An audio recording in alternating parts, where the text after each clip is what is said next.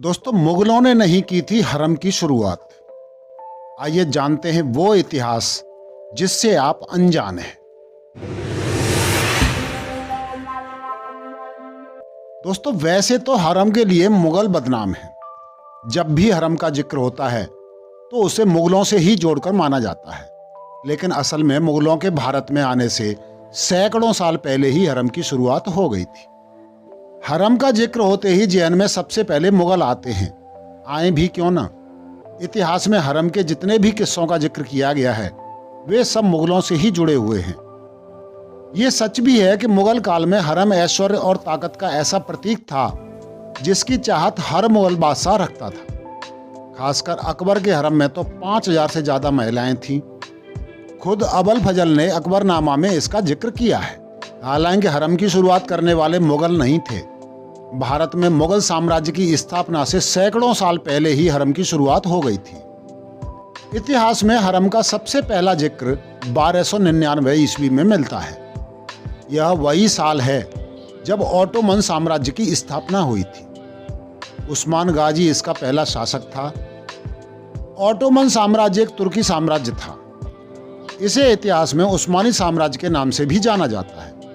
आइए जानते हैं कि कब से हुई थी हरम की शुरुआत।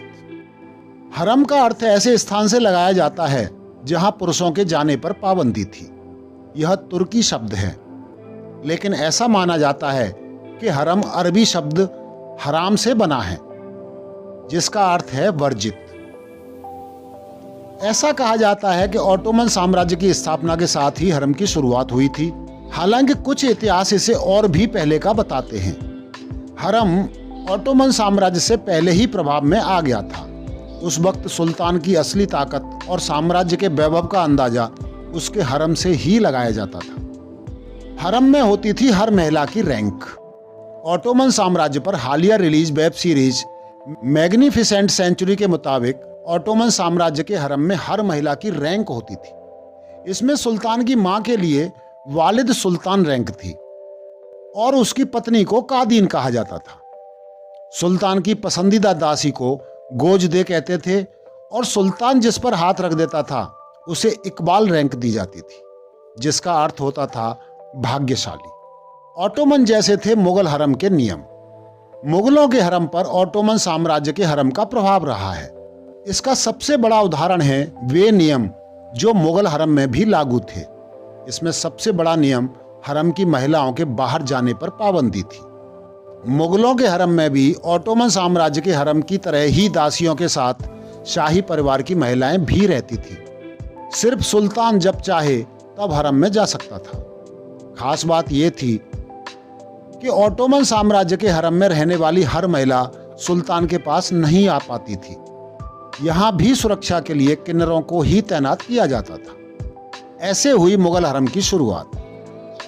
बाबर ने जब हिंदुस्तान में मुगल साम्राज्य की स्थापना की तो यहाँ हरम की व्यवस्था की शुरुआत की गई।